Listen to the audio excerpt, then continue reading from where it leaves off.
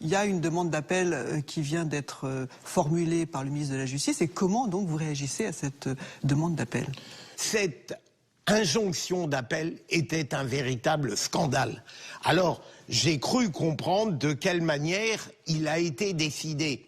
Je focalisais sur... C'est-à-dire je focalisais sur Michel Alliot-Marie et sur son directeur de cabinet, mais je veux bien penser qu'en réalité, ça a été décidé à l'initiative, bien sûr, de Spinner, du CRIF, et puis peut-être même du président de la République. Alors je considère que cet arrêt, cet ordre d'appel, qui oblige les seuls qui ont participé au procès et qui le connaissent à relever appel d'une décision qui a été remarquable à la suite d'un procès exemplaire, je considère que c'est une marque infamante pour l'indépendance de la justice. Le deuxième procès du gang des barbares s'ouvre en octobre 2010 à Créteil, devant la cour d'assises du Val-de-Marne. Le parquet a fait appel pour 17 des 27 accusés.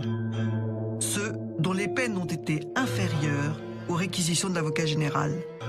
Fofana n'est donc pas dans le box. Certains cadres du gang voient leur peine aggravée, notamment Samir, qui écope de 18 ans contre 15. Tiffaine, la fille qui a recruté les appâts, prend 2 ans supplémentaires. Emma, elle, est condamnée à la même peine, 9 ans. Quelle est votre réaction au verdict en appel? D'abord, c'est un procès très différent. Rien n'est laissé dans l'ombre. Tous les aspects du dossier sont mis sur la table. Le président n'est pas gêné, lui, d'aborder la question de l'antisémitisme.